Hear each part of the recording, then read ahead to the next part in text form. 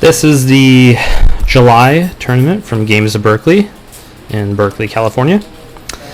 And we have a game here versus two players that show up to almost every Games of Berkeley tournament. We have Jared on the right and Noah on the left. Gabe versus NBN, that classic matchup. So it's making news. Probably going to be a lot of taxing, tracing ice. So we have NBN here, mulliganing. That's a hard word to pronounce. Taking a mulligan. How about that? And Gabe is keeping his hand, probably because it's full of good cards. So just finished up this tournament today. We had 14 players, which is a pretty solid turnout for us. If you're in the area, definitely come to the Games of Berkeley tournaments because we have very competitive players. A lot of really good players at the Games of Berkeley tournament. We just need more players. I'd like to see like 20 people show up every month. Okay, so we just have, I think those draw a card, install. So here's the classic Gabe open. Sneak door, first click, second click, run archives, and sneaking into headquarters. Ooh, and he pulls a corporate troubleshooter. He's happy enough to trash that. Third click going in again, hoping to pull an Astro script from the start. He sees a pop-up. That's going to be pretty good defense against sneak door. And Psychic Field, I believe, does not trigger from headquarters. Must have a trash cost. I forget the trash cost of Psychic Field. I think it's 2, would be my guess. That's an odd, that's an odd card to see in NBN too. That's the one where you do a, so there's the pop-up there, I'm almost sure. Psychic Field, when the runner accesses or exposes it when it's installed, you do a psi game, so bid 0 to 2 credits secretly each, and then if the credits come up different, oh, interesting. That must not have been the pop-up. Oh, yeah, he is definitely the pop-up. He's resident. So if the credits come different, Psychic Field causes the runner to take net damage equal to the size of their hand. Oh, and he gets the Astro script. So that has been a productive sneak door. We have 7 money over on the NBN side. So that is very likely the Psychic Field then down in play. He's was bluffing a possible Astro script or, agenda. But now that we see that the Astro script has been scored and the runner has seen other cards in headquarters, you can be pretty sure that's the Psychic Field. Sees the SanSan. Not able to trash that. Third R&D. He's just exploring all the servers now. Third click going into R&D. Alright, so there's the taxing, tracing ice starts to come online. So Viper, it's I think a trace 3 to steal a click. And that's my fourth. Okay. And the trace is just ending the run. 3 clicks and 3 credits to score that. Wow, that's a great play. So, wow, that was really interesting how that worked out. No one surely thought that was the Psychic Field. Especially having scored the Astro script. But that was a very good bluff by Jared. He convinced me even that was the Psychic Field. Okay, so that's extra good that Noah managed to get the second, I guess the first Astro script in that case. Okay, so that was an HQ run, I believe.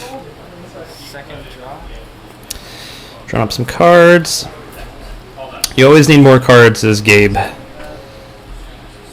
I'm always very tempted to put in the express delivery into Gabe, but can never find the card slots for it. I know some people use quality time, which I think it makes sense. For if you need card draw and criminal, throw in a couple quality time. It's not a bad way to go.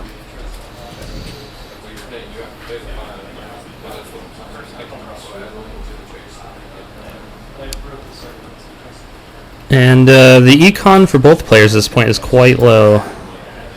We have looks like 4 credits on Gabe and 1 on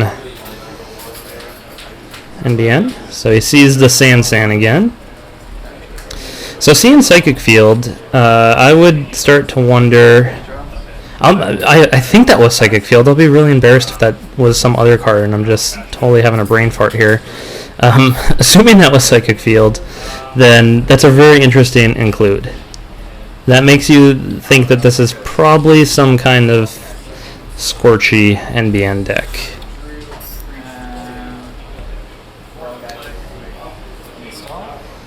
So it's got some credits as NBN.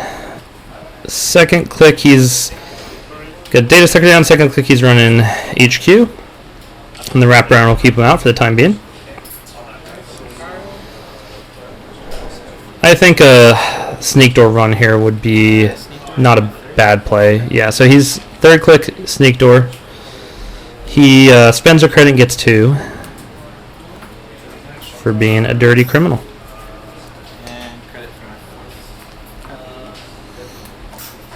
And so going up to 5 credits on the criminal side here. Wouldn't be surprised if we have a sure gamble next. Oh, and he gets the other Astroscript. Look how quickly those 3 Astroscripts came out. NBN loves that. So now the NBN is 2 cards away from victory. Beal can score out of hand, and then the Breaking News can be scored out of hand. And I'd say it's very likely that this NBN deck has both. So Gabe really needs the Corroder. Just get a draw and 3 credits.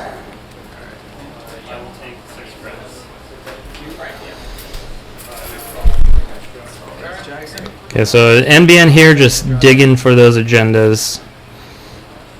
He looks like he doesn't have any credits, so he's probably going to want to get a couple credits at some point.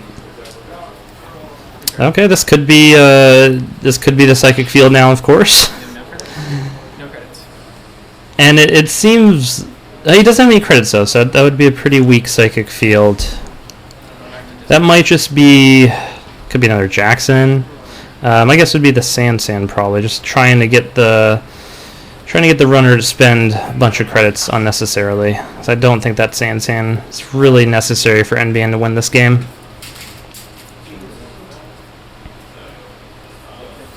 With the Data Sucker down, he gets a Corroder out. He starts hitting HQ a few times. And run on the remote. It is a pad campaign, so he lets him keep it. It's always a tough decision. Pad campaign's a classic card for just creating a tough decision. So there's the special order. And I believe that's his 3rd click to install it. Now he can start building up Data Suckers, and that means that he can get access to R&D, assuming he's running Yogg in this deck. But that would give him cheaper access to R&D, which is really where he needs to be looking, because these agendas can get top decked and scored out. 4th, I'll run HQ, bang 1. So right now these HQ runs I think are a decent way to get a little bit of money and get Data Sucker tokens, which was the key. Ooh, this is a tough decision. Ash, I believe, is 3 to trash. So he does trash the Ash. Which I probably wouldn't have trashed that, just because there's not even a remote server. There's not really any econ on the board for NBN, and NBN doesn't really need a lot of econ to win at this point. So it looks like he drew into that sweeps week and took a credit and played it. And that was a 3 money sweeps week, which is good. That's right there. That's all the money he really needs to win the game. He only needs 4 credits if he draws the right agendas.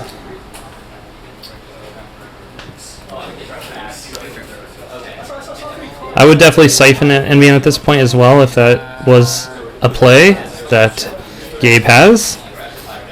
It's always risky to do that against NBN. But even if you clear the tags, So he's just going to check archives and hopefully clear out that Jackson Howard. Blow up Jackson. He knows, so this is a smart play. He knows that Jackson Howard is going to give Jared the cards he needs to win the game. And then sweep sweep. So Jared takes 2 face downs and a sweep sweep.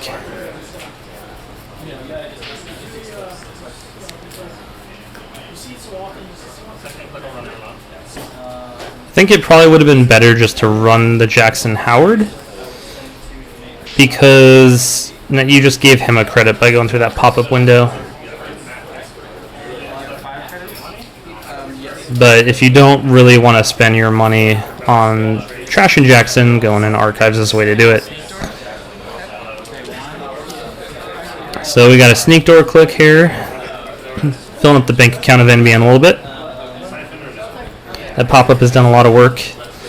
Oh, that's so interesting. That's Shinobi.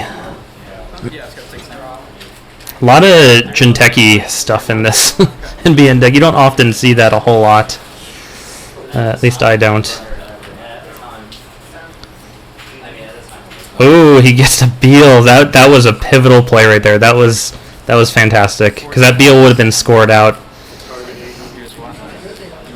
And so he siphons. He's deciding if he wants to res, which I don't think he needed to do that, but it doesn't hurt if he was planning to res it anyway on his turn. So he siphons. Noah comments that he thinks he messed up. I'm guessing this is because Noah has like 3 cards in hand and he didn't account for, well, I don't know. I don't know what Noah means by he thinks he messed up.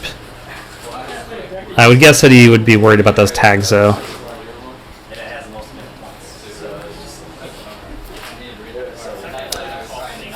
I think that was a pretty strong turn, though. He got the Beal out of hand, scored agenda points, and drained all of NBN's money. If he could get a Plascrete down in the next turn or 2, I feel he'd be in a better position. Of course, it's one of those obvious things you can say, and no one can really disagree with you. So just got some more remote play here. I wouldn't guess that we'd be seeing any more bluffed agendas here in the remotes. So this is probably more Drip Econ or that SanSan. Finally getting the Desperado down. That would have paid off big time at this point in the game. We've probably seen, I would guess, 8 or 9 successful runs at this point, so he gets Desperado credit for that.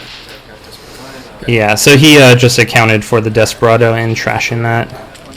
And that right there is a tough decision as well, because NBN doesn't really need that to win. Now, if he scored out a breaking news here, then he could use that SanSan later down the line to score out a 4-point agenda with his Astro token. So it's an investment. You're removing a play from their hand. And you're saying you have to get a 3-2 to win out of hand. There are still 2 3-2s in that deck. So he replaces the wraparound. I always wonder about that type of thing. First I'll run HQ. I mean, maybe, yeah, especially if you're not going to res it. I don't know. I always feel that, like, even if it's just costing them 1 to get through, as you get in the later part of the game, your whole job as a corp is just to tax them, is to limit the amount of accesses they get, and just costing them 1 credit. You've already invested in the wraparound. It's a good way to do that. Okay, so that is the other pad. He's letting those pads sit. So he's hoping to just win before those really start paying out big. And he uses his last 2 clicks to clear the tags. I think that's a fine thing to do. He's he hasn't seen Scorched Earth yet, but just looking at this deck, I wouldn't rule it out. I haven't countered up the influence here. I would probably be doing that. if I were Noah's place. So we got a sweeps week for 3 money, I believe.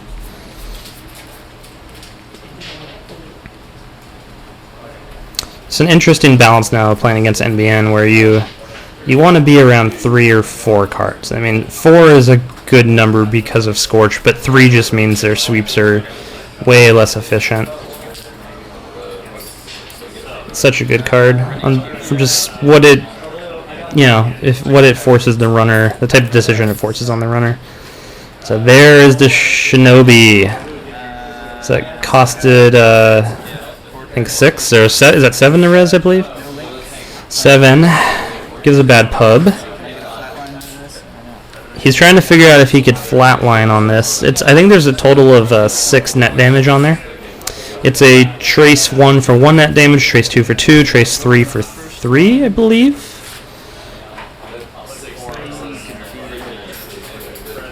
And so Noah is only at 4 credits. But it looks like he has a good number of cards in hand. It's a little bit off frame. I can't really tell how many he has.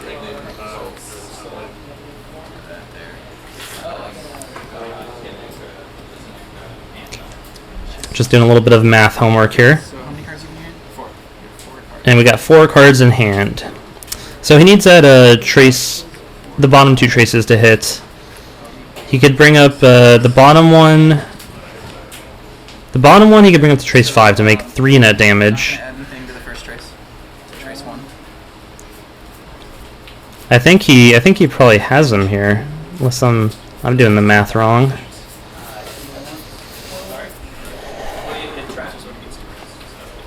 Because he really needs to prevent that 3 damage.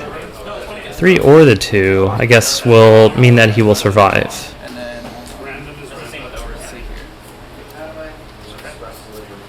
And then I might have the numbers wrong on this, but I think he has them.